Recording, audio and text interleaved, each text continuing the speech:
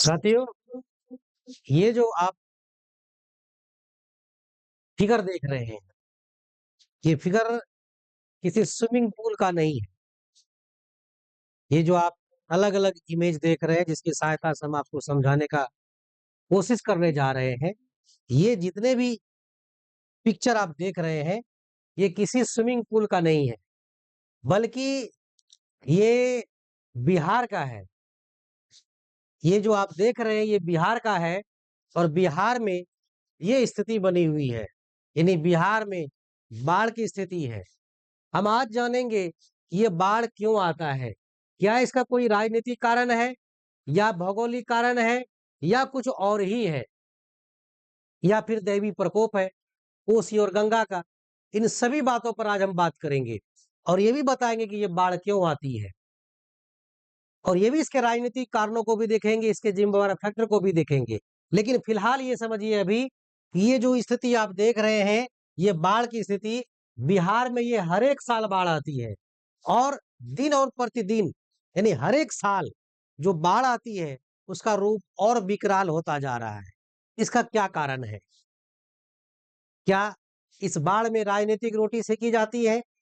क्या राज्य और जो केंद्र है, उसके धन की बर्बादी की जाती है, जानबूझकर बर्बादी की जाती है? या फिर इसमें नेताओं का, अधिकारियों का भाग्य खुल जाता है?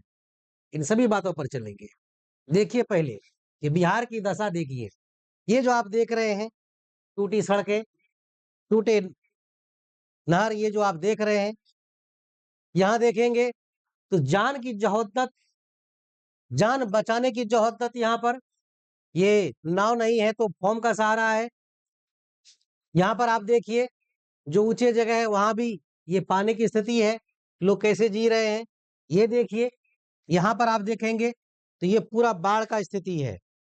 यहाँ पर पूरी बाढ़ की स्थिति है और ये किस तरह से घर वगैरह सब जो है डूबे हुए हैं।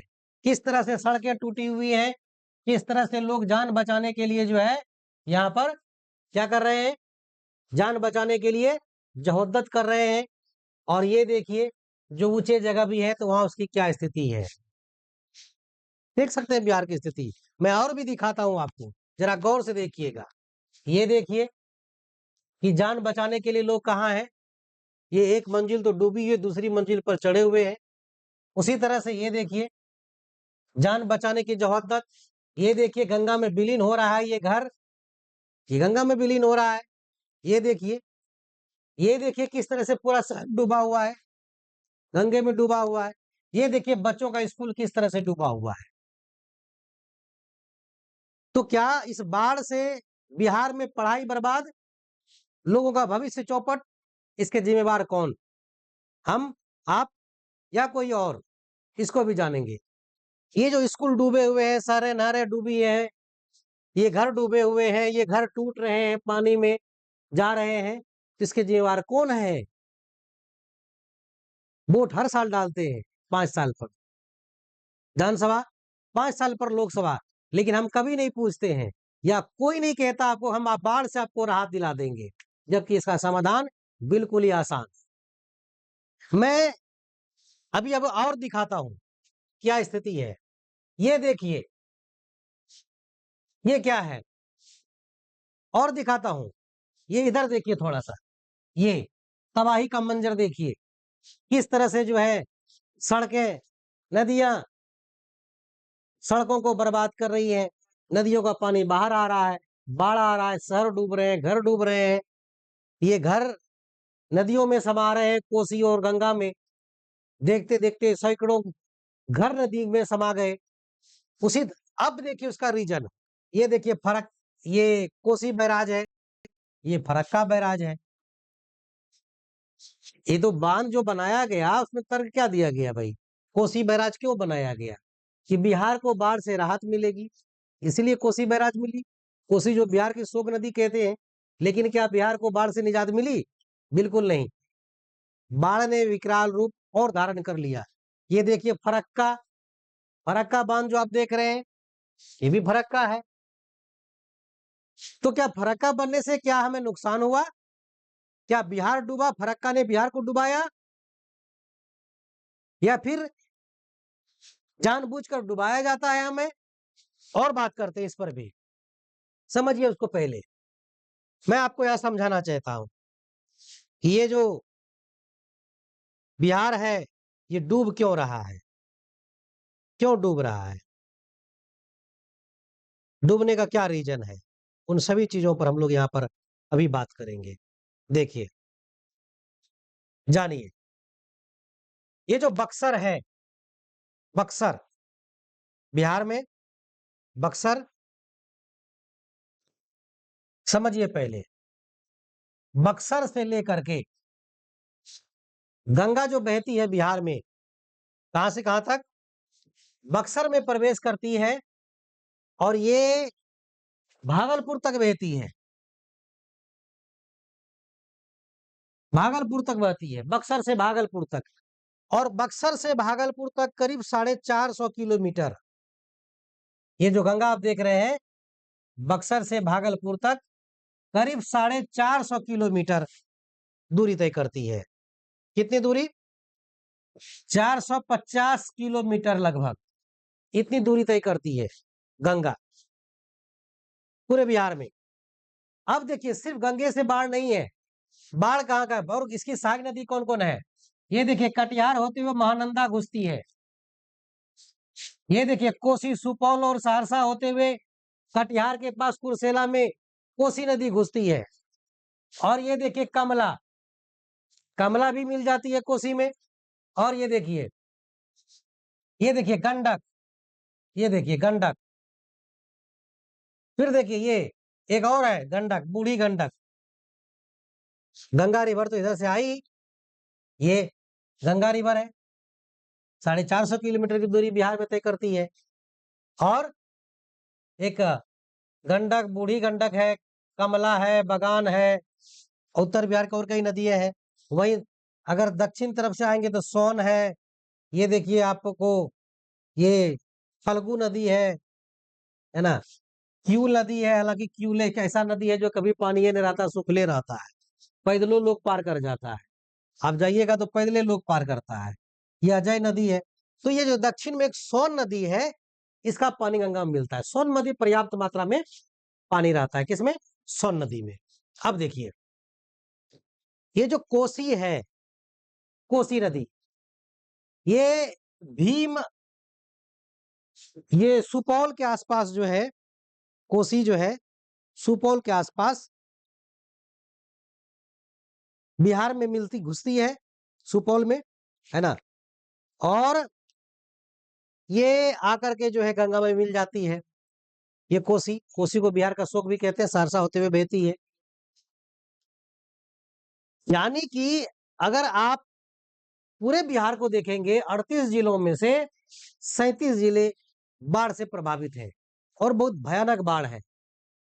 अगर इसके बहाव को आप देखेंगे तो उत्तर बिहार की जो नदियां हैं वो गंगा में आकर मिलती हैं, और वही दक्षिण बिहार से आने वाली नदियां भी गंगा में मिलती हैं। लेकिन एक सोन नदी को छोड़ दीजिएगा तो बाकी नदियों में उतनी पानी नहीं है कि बिहार में बाढ़ ला सके। तो बिहार में जो बाढ़ आती है उत्तर बिहार की नदियों से आती है, यानी पूरा पानी गंगा का, उत्तर बिहार का और दक्षिण बिहार की नदियों का गंगा में आती है। दक्षिण बिहार की जो नदियां हैं, अगर सोन को छोड़ देंगे तो ये नदियां सिर्फ बरसात के समय में ही कुछ पानी रहती है, अदरवाइज सूखा रहता है, उसमें पानी नहीं है। अब चलिए, अब इसको समझिए और थोड़ा अच्छे तरीके से। अब इस मैप को देखिए आप, जो भी आपने समझा, सारी नदियों को यहाँ है, कमला है, कोसी है, महानंदा है, गंडक है, बूढ़ी गंडक है, सोन है, पुनपुन है, फल्गु है, क्यूल है, अजय नदी है। और अब देखिए सबसे बड़ा रीजन क्या है, मान लीजिए अगर बीच में सड़क पर कोई गाड़ी एक्सीडेंट हो जाए या कुछ गाड़ी में कुछ हो जाए, तो उस एक गाड़ी के कारण पूरी सड़कें जाम होती हैं। तो उसी तरह से गंगा के बहाव में एक बहुत बड़ा जाम है, जिसको कभी हटाया नहीं जाता है कि भाई जाम लग गया तो गाड़ी को साइड कर दो, ठीक होते रहेगा, नहीं। अब आते हैं, उस पर हम आते हैं कि ये कौन सा बड़ा जाम है। आप समझिए इस चीज को, कोसी नदी पर जो है कोसी बैराज है, कोसी नदी पर कोसी बैराज, और इसमें 56 गेट है। कितने गेट है? 56 गेट। कहाँ? कोसी बैराज में। अब ये जो फरक्का है, ये जो आप देख रहे हैं भागलपुर के नजदीक, ये साहेबगंज के नजदीक में जो है फरक्का है। क्या नाम है? फरक्का। ये पश्चिम बंगाल में जो है एक फरक्का है, बांध बनाया गया 1975 में चालू हुआ। क्या नाम है इसका? इस बांध का नाम है फरक्का बैराज। फरक्का कहाँ है? तो पश्चिम बंगाल में, पश्चिम बंगाल, मुर्शिदाबाद, मुर्शिदाबाद जिला पड़ता है यहाँ पर फरक्का। इसको अगर आप देखेंगे तो मुर्शिदाबाद है, मुर्शिदाबाद जिला है पश्चिम बंगाल में। भागलपुर के बाद साहेबगंज है, साहेबगंज के नजदीक में ये पड़ता है। और ये इसके बाद ये पानी चला जाता है बांग्लादेश को, यानी बांग्लादेश के बॉर्डर पर, ये फरक्का बांध के बाद जो बांग्लादेश का बॉर्डर है वो लगभग 18-20 किलोमीटर है। और इस फरक्का से जो पानी जाती है, दो नदियों को जाती है। एक नदी जो कलकत्ता की तरफ बहती है, और दूसरी नदी जो बंगाल की तरफ, पश्चिम जो बांग्लादेश है, माफ कीजिएगा, बांग्लादेश है, वहां चली जाती है। बांग्लादेश में जो गंगा नदी जाती है उसको पद्मा, और जो कोलकाता की तरफ जाती है वो हुगली नदी है। ठीक है। अब यहाँ 56 गेट कोसी में, और इस पर 109 गेट फरक्का में, 109 गेट। अब ओरिजिनल रीजन आएगा कि बिहार क्यों डूबता है। अब करता क्या है ये लोग, कि अगर मान लीजिए कि 56 गेट यहां से हम खोल रहे हैं कोसी बैराज से, या ये मालूम है कि ऊपर से नदियों में पानी की आमदनी हो रही है, पानी आ रही है पर्याप्त मात्रा में, या बढ़ने की संभावना है, ये फरक्का वाला गेटवे ने खोलता है। लोग सबसे बड़का बदमाश यही लोग है कि गेटवे ने खोलेगा, अब पता चलेगा कि ये पानी ये रोक के रखा, और ये सारा पानी बिहार के पूरे बिहार में फैल गया। और ये फरक्का जो है यही बिहार में बाढ़ लाता है। नहीं तो फरक्का को खोल देगा ना, खुला छोड़ देगा, तो बिहार में जीवन में बाढ़ नहीं आएगा। अगर चाहे 56 गेट भी खोल दे ये कोसी बैराज वाला, और ये सारी नदियों का फुल पानी आए, तो भी जो है बिहार में बाढ़ नहीं आए। अभी जो बाढ़ आई बिहार में, पूरे बिहार डूब गया। पटना हो, भागलपुर हो, खगड़िया, सुपौल, सहरसा, मधेपुरा, पूर्णिया, कटिहार, जो भी हो, सारा डूब गया। और इस बाढ़ में कुछ दिन के बाद जब डूब गया, तब जो है कहता है कि हम फरक्का का 109 गेट खोल रहे हैं, 109 गेट फरक्का में। और 109 गेट खोला, और पानी धीरे धीरे सरक गया। जो डूब गया था इलाका, वहां से पानी धीरे धीरे निकलना शुरू हो गया। और अभी स्थिति यह है कि बड़ी तेजी से पानी निकल रहा है। और ये अगर मान के चले 1 सप्ताह तक और खुला रह जाए, तो पूरे बाढ़ में कहीं, बिहार में कहीं बाढ़ नहीं दिखेगी। इसका मतलब क्या है कि जानबूझकर ये फरक्का बांध के कारण बाढ़ आता है। अब दूसरा रीजन समझिए, ये जैसे ही फरक्का बांध जो बना है उसका गेट बंद रहता है, और ये पानी पूरे बिहार के इलाकों में फैलता है, तो बरसात के समय में पानी के साथ वो अकेला पानी नहीं होता है, उसके साथ बालू होते हैं, पेड़ पौधे होते हैं, बड़े बड़े वृक्ष होते हैं जो पानी के साथ बहते जाते हैं, और भी कई तरह की चीजें होती हैं जो पानी के बहाव को रोकती है। अब जैसे ये बंद हुआ, गेट बंद रहता है, तो वो पानी के साथ बह ही नहीं पाता, नदियों में ही बैठ जाता है धीरे धीरे। और जितना देर तक पानी जमा रहेगा, वो गाद जो है धीरे धीरे बैठ के नदियों को ऊंचा कर देते हैं। अब सोचिए, हर साल नदी में गाद आ रहा है, हर साल नदी जो है गहराई कम हो रही है, मिट्टी भर रहा है, तो जैसे ही वो गेट लगा, तो पानी तो और फैल जाएगा बिहार में। इसीलिए हर एक साल जब बाढ़ आती है बिहार में, तो पिछले साल से भयानक बाढ़ आती है, क्योंकि हर एक साल नदी ये जो गड्ढा गहराई है वो कम हो जाता है। ये जो फर्क का बांध इसका गेटवे नहीं खोलता है। अगर ये लगे कि भाई ऊपर से पानी आ रहा है, तो गेट को जो है खोल दो पहले से ही। ये तो पता है ना कि भाई कितना पानी आ रहा है, और हम कितना गेट खोल के रखेंगे तो सारा पानी निकल जाएगा, तो मार्ग में अवरुद्ध नहीं होगा, तो बिहार में बाढ़ आएगा ही नहीं। लेकिन क्या है, बाढ़ आएगा तब ना पैसवा अलॉट होगा। अब पैसवा अलॉट होगा तो कमीशन भी बटेगा। कुछ नेताओं का कमीशन होगा, कुछ अधिकारियों का कमीशन होगा, कुछ और प्रतिनिधियों का कमीशन होगा, बांट लेगा। है तो इलीगल, लीगल प्रोसेस से तो कोई लेता नहीं है, किसी को दम नहीं है, तो चोरा नुका के लेगा। तो ये कमाई ये भी है, इसीलिए नहीं चाहता है कि बिहार में बाढ़ बाढ़ में आने में, आपदा में तो अवसर ना है, तो कुछ लोगों का अवसर भी मिल जाता है इसी आपदा में। नहीं तो बाढ़ क्यों आएगा बिहार में? अरे गेट खोल दो ना तुम, 109 गेट, बिहार में बाढ़ ही नहीं आएगा। अब अगर आपको हम दिखाएंगे तो बहुत सारे ऐसे देश है जो समुद्र से घिरे हुए हैं, छोटा छोटा देश है, बिहारो इतना बड़ा नहीं है, तो वो देश कैसे सरवाइव कर रहा है समुद्र के बीच में, टापू में? अंडमान निकोबार देख लो, भारत में तो टापू है। श्रीलंका को देख लो, कहाँ उसकी स्थिति इस तरह की होती है। और इसे सुनामी आता तो दिक्कत होता है, लेकिन यहाँ तो आदमी सुनामी, ये सुनामी क्या है? ये तो पानी को रोक के रखे ना, तब ना बाढ़ आ गया बिहार में। इसको खोल देंगे तो बिहार में बाढ़ क्या होगा?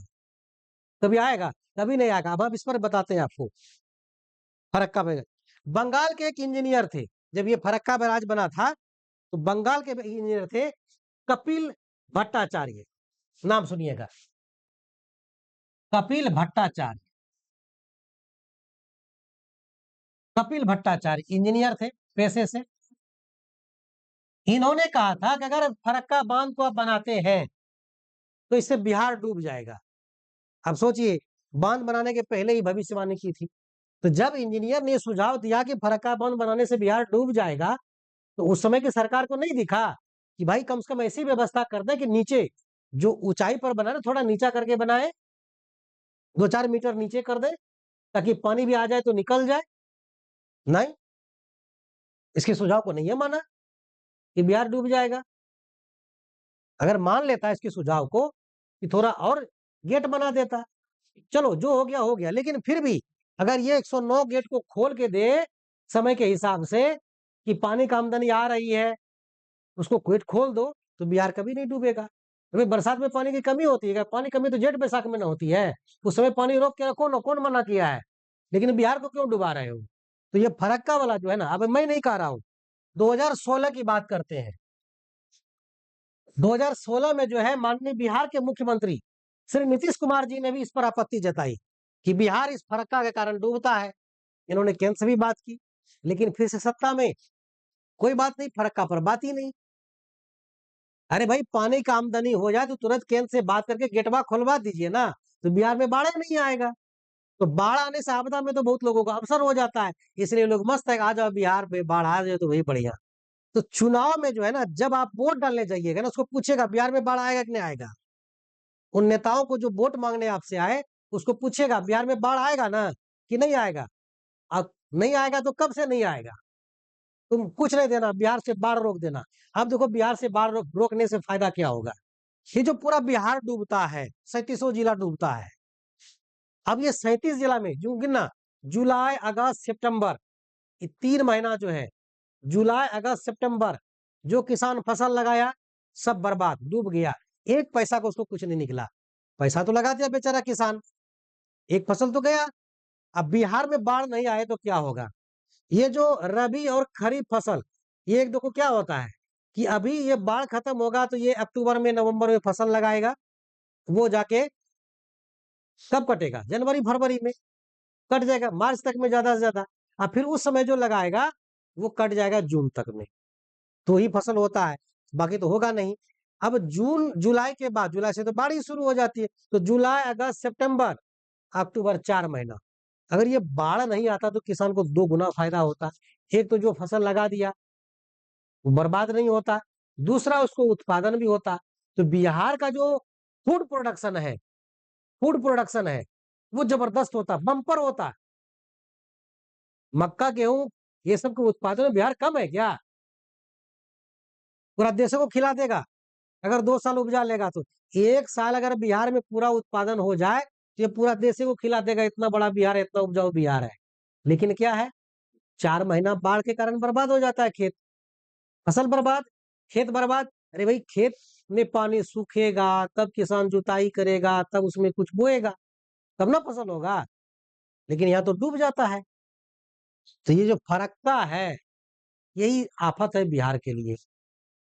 या तो इसका कोई वैकल्पिक व्यवस्था करे सरकार, नहीं तो जैसे पानी जुलाई में शुरू होता है, भैया तू गेटवा खोलते जाओ, ऊपर से पानी आमदनी आते जाए, गेट खोल दो। अरे भाई कोसी का गेट खोलेंगे तो पता है ना कितना पानी निकलेगा, कई दिन में फरक्का के पास पहुंचेगा। तो यहाँ से खोला तो तू यहाँ से भी खोलना, लेकिन यहाँ से तो खोलता नहीं है, बस बिहार बाढ़ में डूब जाता है। अब कोसी क्या करता है, ये जैसे डूबेगा, ये गंगा का पानी जैसे फैलना शुरू होगा, कोसी और अपने इलाके में तबाही मचाना शुरू करेगा, बस बिहार खत्म, बिहार डूब गया। अब बेचारा जो बिहार के लोग हैं, सबसे ज्यादा दिक्कत किसको है? गरीब गुरबा लोगों को, जिस झोपड़ी में रहता है, जिसको घर नहीं है, खाने के लिए कुछ व्यवस्था करके रखता है, रोज कमाता है। अब बेचारा 4 महीना क्या कमाएगा, कहाँ जाएगा? अगर चल गया दिल्ली उल्ली कमाने के लिए, अब पता चला बिहार में एसआईआर हो गया, स्पेशल इंटेंसिव रिवीजन हो गया, पता चला वोटर लिस्ट नामे खत्म हो गया, बिहार के नागरिक नहीं बचे। अब वोटर लिस्ट में नाम नहीं था, अनाजो नहीं मिलेगा, राशन कार्ड भी नहीं बनेगा, गड़बड़, इंदिरा आवास, प्रधानमंत्री आवास योजना भी नहीं मिलेगा, कोई सुविधा का लाभ ही नहीं मिलेगा। तो सबसे ज्यादा बेचारा तो मरता है कौन? मजदूर मरता है, किसान मरता है, फसलों बर्बाद हुआ, घरों डूबा। स्थिति बिहार में बाढ़ क्या है वो देखिए रहे हैं। अब देखिए, ये देखिए स्थिति, और इतना कटाव तेज होता है, पानी जैसे जैसे घटता है, इतना कटाव तेज होता है कि गांव के गांव समा जाते हैं। जबीनिया एक नाम है भोजपुर जिला में, पूरा जबीनिया में 200-250 घरे चला गई। उसी तरह कहलगांव भागलपुर का, कहलगांव के इलाके में पूरा गांव का गांव साफ हो गया, गंगा जी में चला गया, खत्म। कहाँ रहेगा वो लोग? जमीन भी चला गया गंगा जी में, रहने की आफत है। तो वो लोग नहीं जाएगा, बाहर का बने तो क्या करेगा? पता चलेगा इंटेंसिव रिवीजन हो गया, बेचारा नामे कट गया, अब तो कोई सुविधा नहीं मिलेगा। तो बिहार को बाढ़ से जो है ना बहुत घाटा है, जबरदस्त घाटा है। लेकिन आपदा में कुछ लोगों का अवसर है, तो आपदा में अवसर है, आप समझ रहे हैं किसका अवसर है? जनता मर रही है बाढ़ से, भूख से। इसके बाद बाढ़ के बाद देखिए महामारी हो जाएगी, डेंगू हो जाएगा, हैजा फैल जाएगा, बुखार उसको होगा। अब एक तो बाढ़ से मर रहा था, अब दूसरा क्या होगा? अब अस्पताल में, अस्पतालों पता चला कि भरपेट पानी है। अब कहाँ, जहां बीमारी दूर भगाने गए थे, वहां पता चला 2-4 गो और बीमारी हो गया। तो बिहार के लोगों को तो मार दिया जिंदे, ये बाढ़।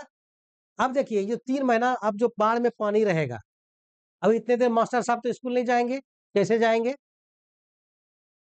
कोई समुद्र में जहाज तो नहीं चला रहा है बिहार सरकार या केंद्र सरकार, कोई फ्लोटिंग स्कूल तो नहीं बना दिया है बिहार बिहार के बच्चों के लिए।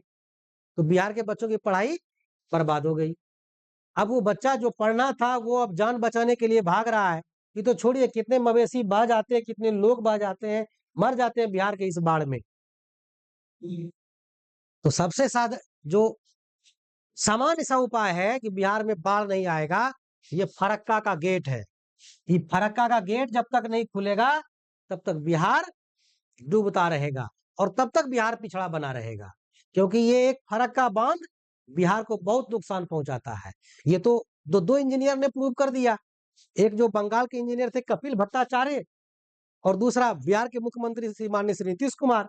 इन्होंने भी 2016 में कहा था कि फरक्का के कारण बाढ़ आता है। अब 1950 में ही सुझाव आया, तो बाढ़ जब आया तो इसका कोई निदान होना चाहिए ना, लेकिन निदान ही नहीं है। और गेट बंद रखता है, गेट जैसे बंद रहेगा पानी जाम, पता चलेगा कि यहाँ से फरक्का से लेकर इलाहाबाद तक डूब रहा है। किसी का घर जो है स्विमिंग पूल बन गया है, किसी घर बह गया है, लोग सड़कों पर है, एनएच नेशनल हाईवे पर। अब पता चलता है नेशनल हाईवे ही जाम हो गया, लोग वहां पर है। तो पूरे देश का जो ट्रांसपोर्टिंग सिस्टम है खत्म।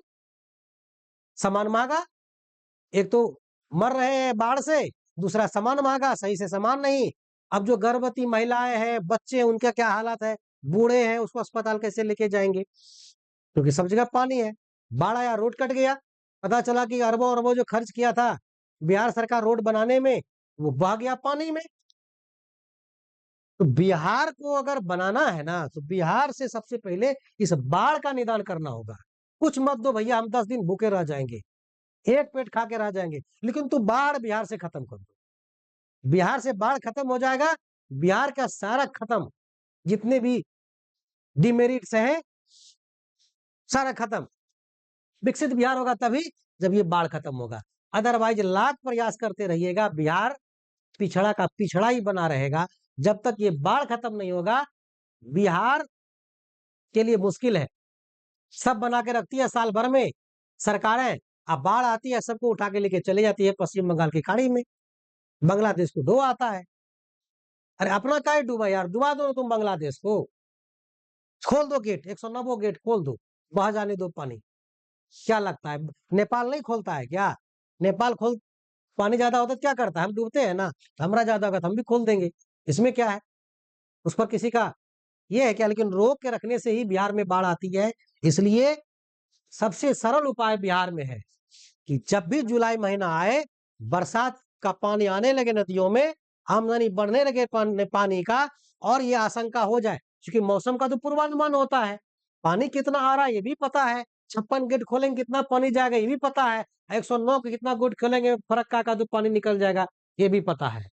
ये सबका मेजरमेंट है कितना पानी छोड़ रहा है, कितना देर में कोसी बैराज से जो है फरक्का बैराज तक पहुंचेगा, पहले तू खोल के रख ना यार। लेकिन नहीं, बिहार में बाढ़ लाना है, इसको आप क्या कहिएगा, राजनीति प्रपंडा भी कह सकते हैं कि अगर वो गेट खोल दे तो बिहार में बाढ़ नहीं आए। लेकिन हर साल बिहार में बाढ़ आना है, अभिशाप, कहते हैं कि अभिशाप है बाढ़ बिहार का। अभिशाप क्या है?